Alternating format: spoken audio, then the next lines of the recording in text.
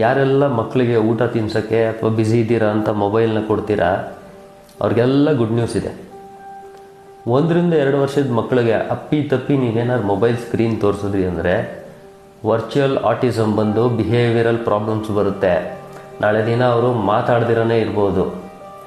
2-8 ವರ್ಷದ ಮಕ್ಕಳಿಗೆ ಈಗಾಗಲೇ ಅಮೇರಿಕಾನಲ್ಲಿ ತುಂಬ ಜನ ಮಕ್ಕಳಿಗೆ ಟೆಕ್ನೆಕ್ ಅನ್ನೋ ಸಿಂಡ್ರೋಮ್ ಬಂದು ಸರ್ವಿಕಲ್ ಸ್ಪೈನ್ದು ಸಿ ಕರ್ವ್ ಲಾಸ್ ಆಗಿ ಕತ್ತು ಸ್ಟ್ರೈಟ್ ಆಗಿ ಮುಂದೆ ಬೆಂಡಾಗಿ ಕತ್ತಿಗೆ ಸರ್ಜರಿ ಮಾಡ್ತಾ ಇದ್ದಾರೆ.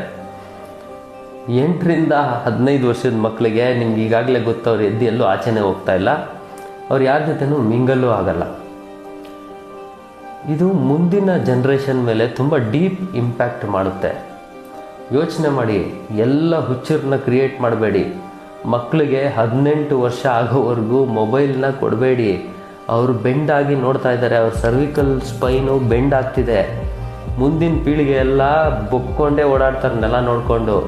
ಇದು ಹ್ಯೂಮನ್ ಹೆಲ್ತ್ಗೆ, ಹ್ಯೂಮನ್ ಎವಲ್ಯೂಷನ್ಗೆ ಒಳ್ಳೆಯದಲ್ಲ. ಯೋಚನೆ ಮಾಡಿ.